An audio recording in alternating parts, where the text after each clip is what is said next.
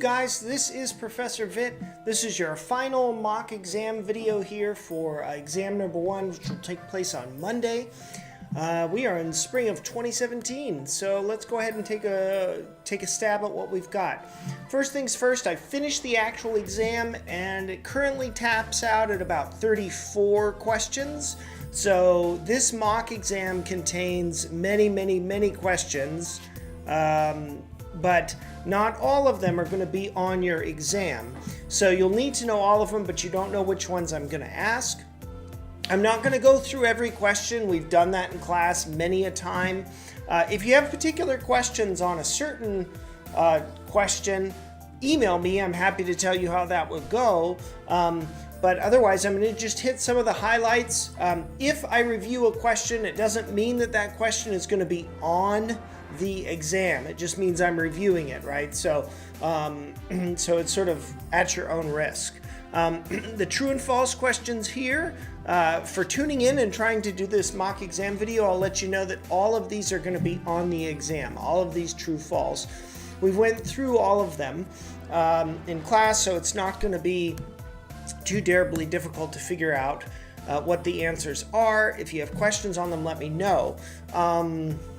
There was another point. Oh, the mock exam has all of these questions here, but what I've done in the in the final version of the exam is I've switched around some of the orders of the letters, and I've changed a couple of the silly answers to make them a little more fresh and new, but nothing that would substantially alter or materially alter any of the mock exam questions. So if you're comfortable with mock exam questions, you're set to go.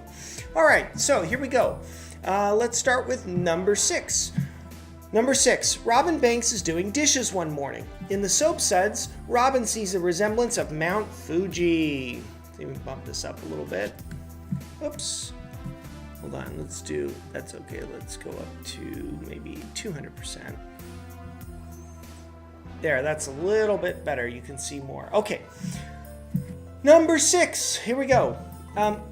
Robin Banks is doing dishes one morning. In the soap suds, Robin sees a resemblance of Mount Fuji. Robin takes this to be confirmation that an alien named Xenu wants her to stop her life of crime and instead focus on purchasing Fuji water at local stores.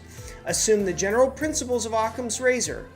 Which of the following statement or set of statements about Robin's visions and whether she will change her mind is most probably true? So remember, first thing you do, you look at the call. So I want to know which of the following statements is most probably true, but there are two things that are going to make it true. One, the statement have to be about her visions, and two, whether or not she'll change her mind. Okay, so there's two things going on here. Remember, you start at the bottom. This question tests, number 1, whether or not you remember the difference between pareidolia and apophenia. Remember, pareidolia is when the mind perceives a pattern where none exists. Apophenia is where the mind conceives of a pattern where one may not exist.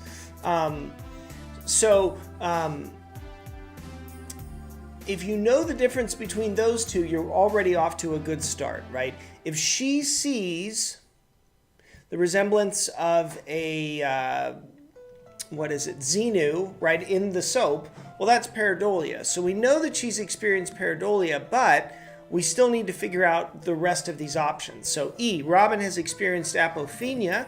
Well, we know that's false, so we can cross E off the list. And remember the procedure. Find out what they're asking you, start at the bottom, eliminate bad choices first. Robin has experienced apophenia? No. Robin has experienced pareidolia, but due to the backfire effect, she's unlikely to change her mind, especially if she had some prior beliefs about Xenu. That looks like a good answer. Let's hold on to D, but let's look at the rest. Robin has experienced pareidolia. That's good, but it's not as specific as D. C is just wrong. We know that because E is wrong. And A, Robin better run, not walk to the store. Xenu has really given Robin a message from the stars. That's false. So our answer here is going to be D, all right, for Robin Banks. All right, let's zoom on to number 8. Clean and Wash are playing a card game. Clean wants to determine if the rule, if there is an A on one side of the card is true, then there's a 3 on the other is true. He is given cards which have a letter on one side and a number on the other. These cards read A, D, 3, 7. Which of the following cards must clean turn over? So this is a complicated question about the relationship between a rule and trying to either confirm that the rule is true or disconfirm that the rule is true. We're playing on confirmation bias here. Our mind is automatically going to look for evidence which will confirm a belief, prior belief, rather than disconfirm it. So let's start at the bottom. Okay, AD7. So this is because turning over the D could reveal an A. If so, then the rule is not true. Okay, this answer will not be correct because it violates this portion of the question here. He's given cards which have a letter on one side and a number on the other, so E is going to be wrong.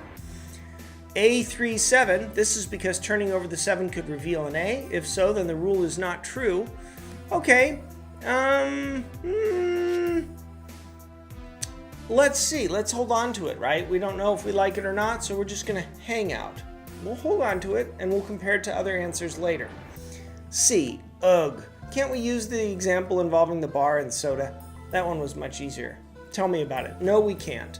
But on an interesting side note, remember, that goes to show you that your brain isn't perfectly rational. It'll perform the same problem in different contexts in different ways. Don't worry, you're not being tested on that.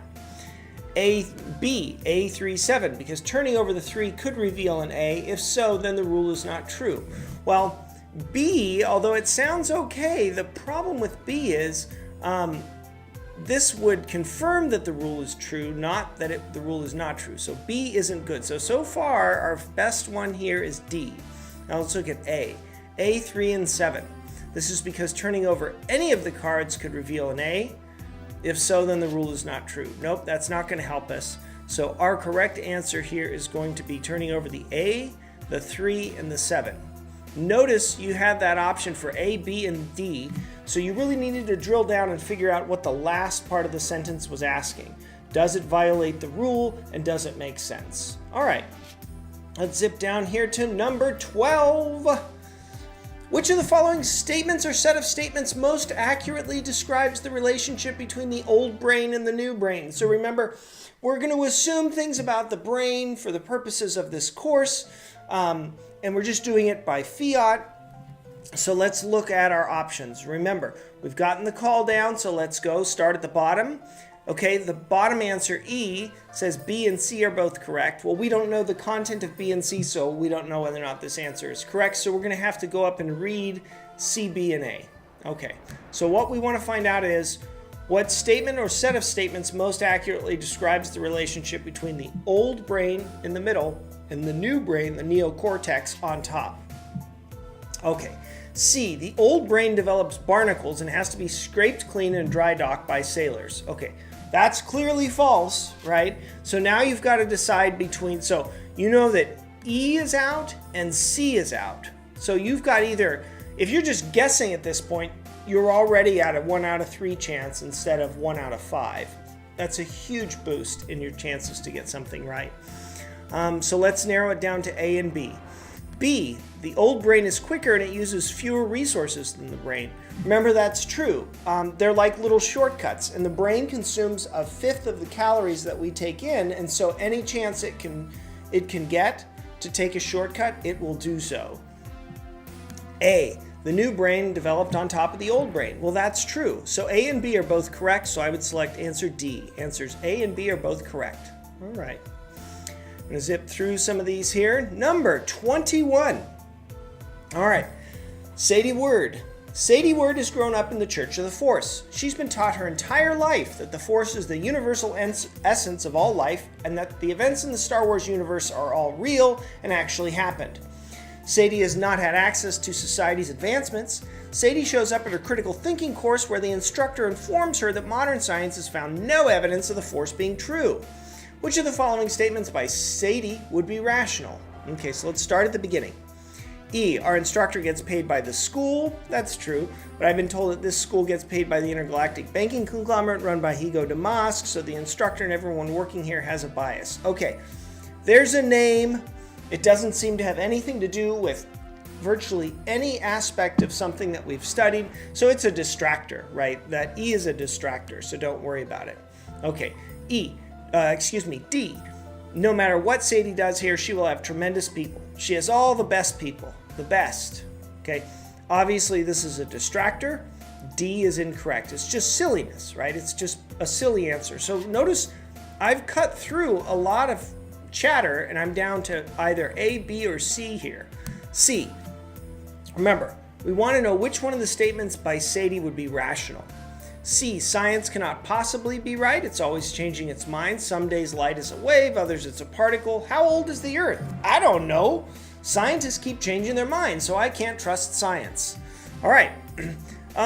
Look, some people may have this kind of impulse, but it doesn't mean that it's rational. So we need to think back on what we've talked about in the class. This doesn't remind us of anything, so let's move on to B and A. We won't rule C out, but it's not looking like a very strong candidate. B, but modern earthly science cannot be true. It disregards so much of what I already know about the world to be true. And that's actually a great option. This actually is a thread of what we see when we talk about extraordinary claims require extraordinary evidence. If I say something super crazy, right, like Professor Vitt flies in the air with his hands, that's an extraordinary claim, so I'm going to need a lot of evidence. Why? Because everything else that I know, everything else that you know, tells you that there's no way I could fly like that. I mean, I could certainly try, but I couldn't generate enough force to create lift to get off the ground. So that's an example where what you already know is true tells you that a claim can't possibly be true, and that's all that Sadie is doing here in B. Now, we really like B, but let's hold on to it. A, the last time an instructor told me science has no evidence of the force, she was wrong, so all instructors who say this must necessarily also be wrong. Okay, A is not a good answer. This is a fallacy. We'll talk about it later, but it's hasty generalization. And the idea here is just because one instructor said something and was wrong doesn't then mean that every other possible instructor in the world who says something will also be wrong. So we can't pick A. B is going to be our best option. Remember, it's rational to rely upon what you already think you know is true. The question then for Sadie would be, well, she'll have to begin to study and go through kind of an exhaustive educational program to catalog and determine whether or not the stuff that she believes is true or not. Nobody said it was easy, and to some degree we all do this all the time anyway, but B is the answer. Okay, moving right along. Zip, zip, zip. Number 27. Okay, this is kind of a freebie for you guys. Which of the following is not a reason to study critical thinking? Okay, we'll start with E. So that we can win any argument no matter what. Okay, no, I've never mentioned that. The goal of critical thinking is not to win an argument or to sound smart. The goal of critical thinking is to figure out what's true or to figure out the best way to determine whether something is true. So that's not a good answer. C, we think most of the time anyway, we should try to do it right. That sounds pretty reasonable to me. B, by improving our thinking, we improve our decision-making skills, which in turn makes our life better. Well, that's true, right? A, we want to maximize our true beliefs and minimize our false ones. That's also correct. So our answer here is going to be D. All right, number 28. These are these body double pictures, right? We saw this clip from the Daily Show in class where people are already convinced that Hillary Clinton has a body double, and then they're shown these pictures. This is just a repeat of that. So you're going to take that in one context and apply it here. So, number 28. Clean already believes that the president has a body double. Clean has shown two identical pictures of the president. If Clean identifies one of the pictures as the body double because, quote, the throat scar looks completely different, end quote, then which of the following answers best explains Clean's thinking?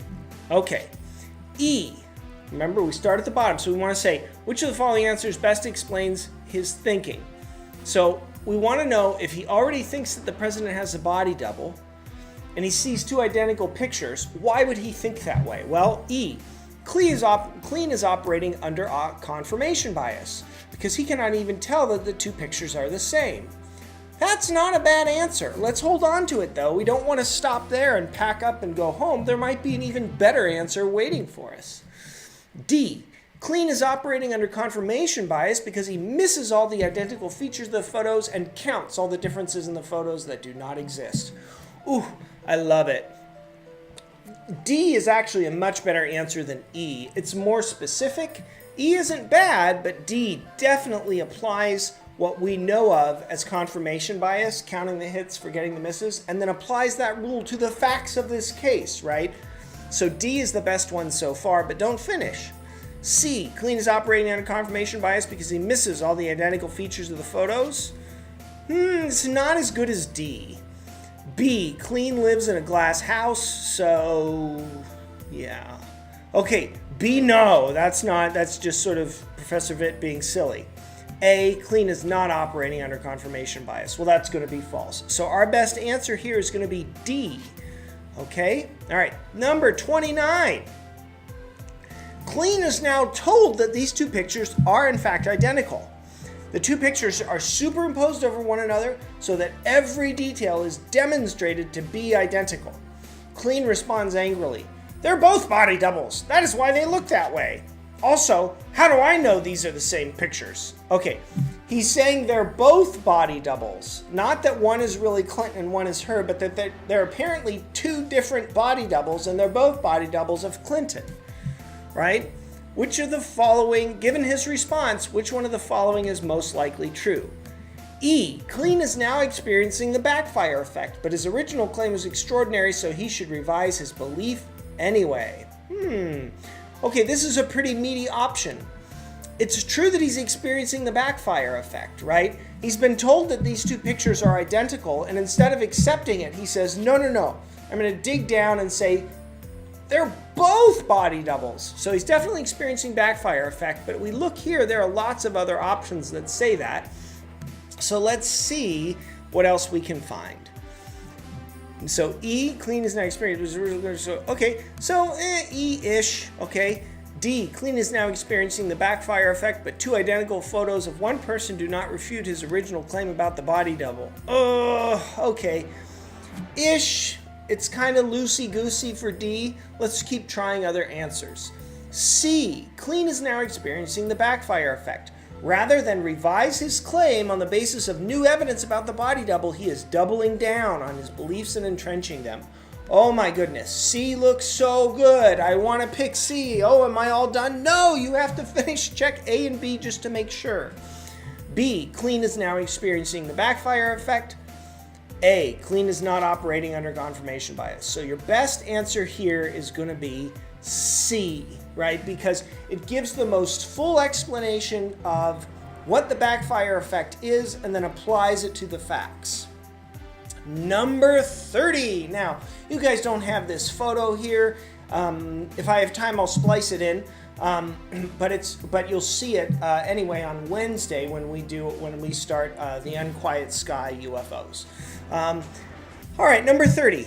Remember, we want to start with the prompt here. Which of the following is the best criticism of Sam's reasoning? Okay, so we're going to pay attention to how he's reasoning, and then we're going to look for the best way to critique it. Number 30.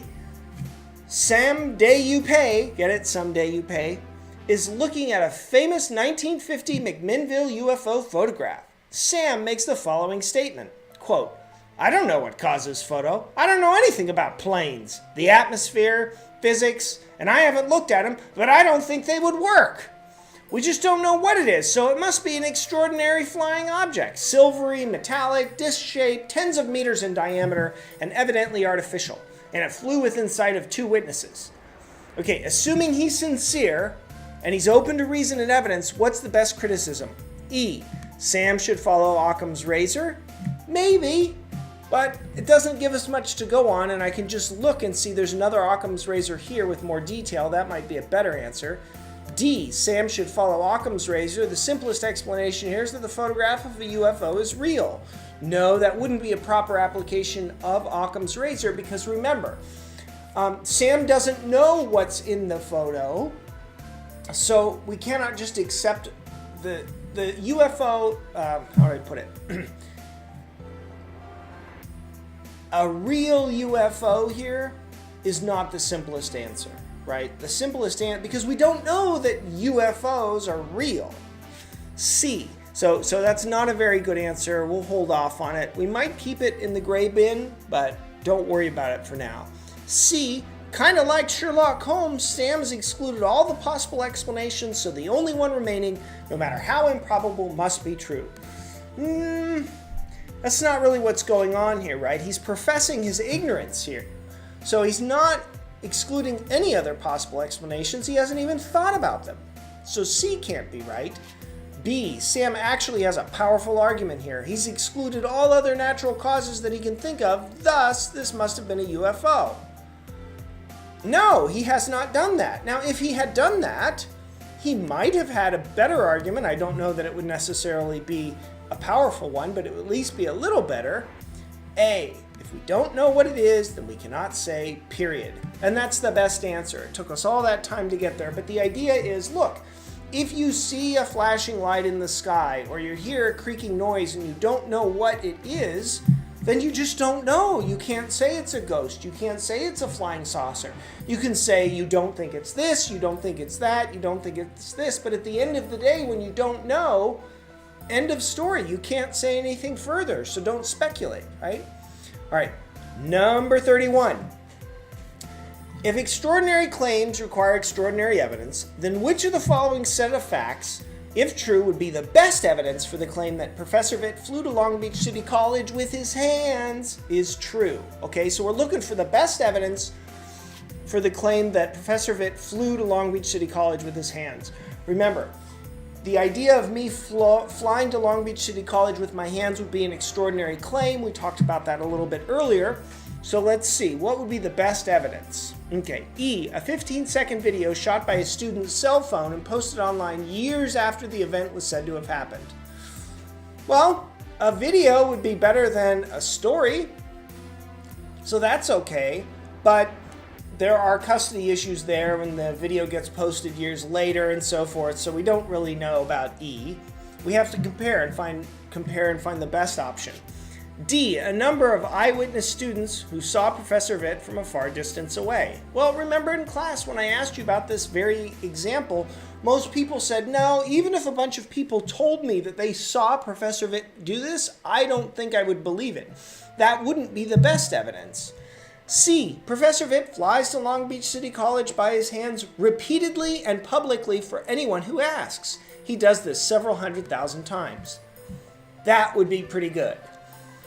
Let's finish up and see what else we have.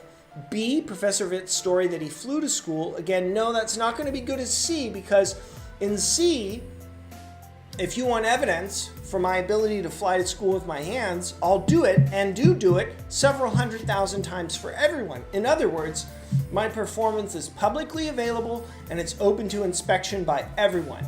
So far, that's the best kind of evidence we have, and very generally, that's the kind of evidence that we look for and the best kind of evidence that we find in science. But that's down the road. So C is looking good. Let's just go to our one last answer. A short written testimony from one of Professor Vitt's students, can he do it, who wrote, yes, really, he can do it. Get it? It's a pun, okay? There's a name here that says, can he do it? And then he says, yes, really, he can do it. So this word here, do it, sounds like this word here, do it, but it's really his last name. If you need that rewound, I'm just joking. I always do that in class. Okay, just a little humor. All right, number 32. This one's a little bit far out. This actually turns out to be this is an actual story from Pliny, but it's not necessarily a true story. So we're going to do our best to work this one out. We most definitely did not cover this one in class, so I would encourage you guys to pay attention to it. Number 32. All right, we're going to say, which of the following is the best explanation to provide Pliny? Okay, so we're going to look for the best explanation. It doesn't tell us much, so we're going to have to read the story. According to Greek legend, an Arcadian, whom we will call Juan, was chosen by lottery to associate with and become a werewolf. That would be a nice gig. Juan hangs his clothes on an oak tree and swims naked through the swamp to a deserted territory. There, Juan is turned into a wolf and associates with other wolves for 9 years. Because Juan has not had contact with another human being during these 9 years, He's able to swim back to the oak tree. When he arrives, he gets back into his clothes and returns to his human form. And this is from Pliny, Natural History, published in 77 CE. So that's a long time ago, right? That's probably 2,000 plus or minus-ish years ago. Keep that in mind, that's important. Suppose it's 77 CE. So suppose we're back in time with him then, right? And you're trying to teach him how to think critically. What would be the best explanation to provide Pliny? Okay, so let's go through this. E. This story is not true because it conflicts with what Pliny already knows is true about quantum physics. Okay, this option is bad because back in 77 CE, thousands of years ago, they hadn't invented quantum physics. So that's going to be a bad option. D. The story should not be accepted as true because Juan is a very difficult person to deal with. No one, not even werewolves, could not possibly hang with that guy for 9 minutes, let alone 9 years. Okay, no, right? That's just a silly answer. C. The story is not true because it conflicts with what Pliny already knows is true. A pair of clothes which hung on a tree for 9 years will be stolen, destroyed, or displaced after 9 years outside.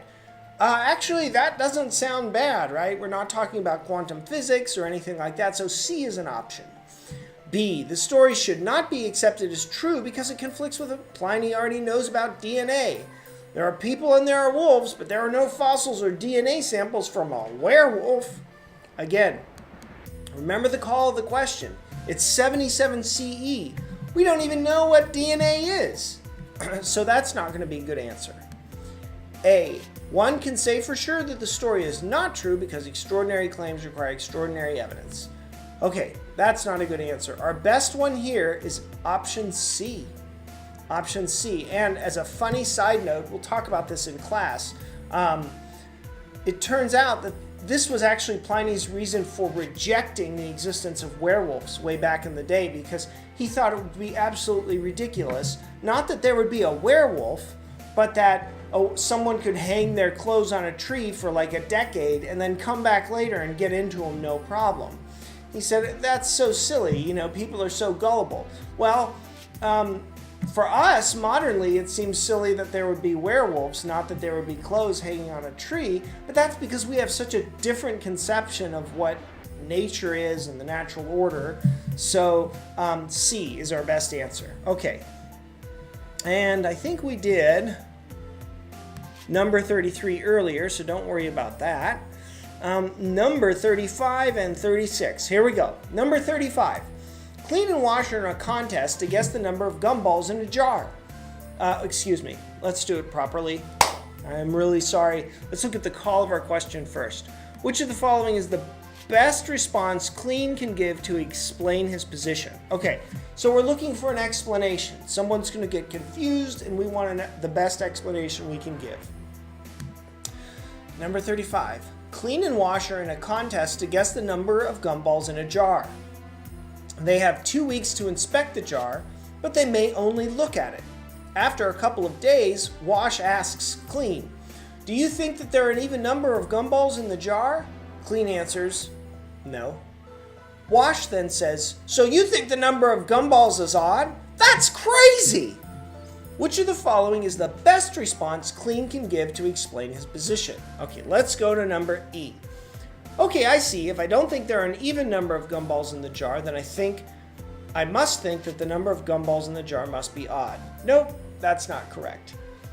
D. I'm suspending my belief on the number of gumballs until I've finished, I should really fix this, watching Stranger Things. There are some hints in there that directly pertain to this issue. No, that's false. Okay. C. There may be an even number of gumballs in there. I don't know. I just don't have enough evidence to say that there are. I can't take the balls out and count them to say for sure. Okay, that's pretty good, right? Because at this point, Clean is making it very clear that he's not making an assertion, he's lacking a belief about the number of gumballs, so he can't really say. So we'll hold on to C. B. Option B is a tremendous answer. Absolutely tremendous. I can't tell you what answer B is because that would alert my enemies. But it's really tremendous. Okay. as amusing as B is, it's not correct. A, correct. If I don't think the number of balls in there is even, by logic, I must think the number of balls is odd. It must be one or the other. That's very similar to E, and we don't like it. So our best answer here is going to be D. Oh, excuse me, C. It's not D. There may be an even number of gumballs in there. I don't know. I just don't have enough evidence to say that there are. Can't take the balls out and count them to say for sure. So your best answer is C. By the way, there are a couple of these things in here, like for instance, B being a tremendous answer and all that stuff. It's just to be silly, right? It's just a silly thing. It's not intended to communicate any kind of political view. It's just to make a smile on your face when you're taking an otherwise dreary exam and to relieve some anxiety. Remember, you're never graded on your politics in my class, so don't worry about it. Okay, number 36. Here we go. Which of the following is the best response to convince Clean that he's wrong? Ooh, okay, so, man, this is going to be tough. It looks like there's a lot of facts we got to put into our head, so we're just going to take it as it comes, right? We'll read the questions, and then we'll start going from E up. Here we go. Clean and Wash are excitedly starting the Stranger Things module in their critical thinking class. For the first round, Clean is trying to catch the Demogorgon. That should be an O, by the way. He rolls the following results. 4, 3, 1, 1, 1, 1. I'm going to roll a high number next. I have to. Just look at all the ones I rolled in a row. Assuming that each roll is an independent event, and Clean is open to explanation and reason, which of the following is the best response to convince Clean that he's wrong? E. There is no sense in which the die is more likely to roll one number than any other. This is because each roll of the die is independent. That's pretty good. That's pretty good. Let's hold on to it. We don't know if it's going to be the best one, but let's see. D. There's a sense in which the die is due to be a 6 next.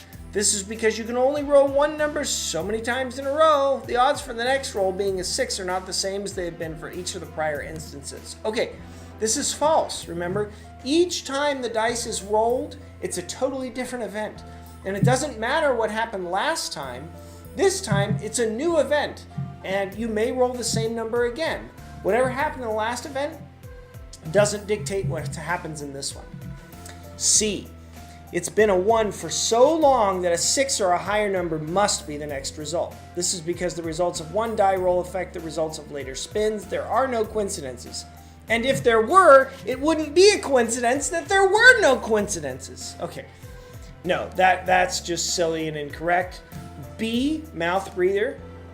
Nope, just a reference to Stranger Things. A. There is no sense in which a die is due to roll a 6 next. That is because each roll of the die is dependent. Uh-oh. The odds for the next roll being a 6 are greater than they've been for each of the prior instances. Okay, that's false, but it sounds a lot like E. Between A and E, E is the better answer. So we'll go with answer E for this one. And is that it? 39. Okay, we have 2 more. So here we go. This one rolls onto 2 pages. I'm sorry about that. So, number 39, let's check our call, the cue, what I'm asking you. Assuming Johnny Blaster is open to explanation and reason, which of the following is the best response to convince Johnny Blaster that he's wrong? Okay, so we're going to have to argue a point about something and convince somebody that they're wrong, so let's see what we've got. On President's Day weekend, Clean, Wash, and Johnny Blaster go to the City of Sin, Las Vegas. While walking through the casino, Johnny Blaster sees the sign on the right next to a roulette wheel. So here we go. These are all of the results of the last 6 spins at the roulette wheel. All of them have been red. Johnny then shouts out, "Braz! Okay, check this out. The ball has landed red 6 times in a row. We are due for black. I am betting all my money for the weekend on this one roll of the roulette. Assuming Johnny Blaster is open to explanation and reason, which of the following is the best response to convince him that he's wrong?" Okay, so it's similar to the dice problem. Johnny is under the impression that once you roll red a certain number of times in a roulette wheel, you're going to be due for a black result. But remember, each spin of the roulette as independent, so that's not true. So let's start with E. There's no sense in which the roulette is due to be a black result next. This is because each spin of the roulette wheel is independent. The odds for the next spin being black are the same as they've been for each of the prior instances. That looks pretty good. D, there's a sense in which the roulette wheel is due to be a black result next. Nope, that's false. We know that immediately. We don't even need to keep going. C, it's been read for so long that black must be the next result. Okay, nope, that's false. B, I'm not sure, but Wesley Snipes is an underappreciated actor. However, it appears he's received bad legal counsel and he had to serve time in a federal prison for not paying taxes. Still, he was really good in Blade. Okay, all of those things may be true, but they don't help us in convincing Johnny Blaster that he's wrong when it comes to predicting the roulette wheel, so just leave it alone. If you haven't seen Blade, it's a great, and you like horror and action, sort of action horror, it was great back in the day. A, there is no sense in which the roulette wheel is due to be a black result next. This is because each spin of the roulette wheel is, same problem, dependent. Should say independent. So our best answer there is going to be E. Okay, you guys, so that's it. That's all we're going to cover up to 39. I was going to do 40, but I've decided not to include it after having worked it a little bit. So that's your mock exam. Hold on a second. Okay. So that does it, you guys. That completes the mock exam video. Good luck on your exam. Make sure that you get an 882E Scantron so that you can complete the exams. And once we're done with our exam, you'll be able to go home. And then Wednesday, we are going to start the Unquiet Sky UFOs. So please make sure that you're there for it. It is really fun and interesting. Okay, you guys, good luck.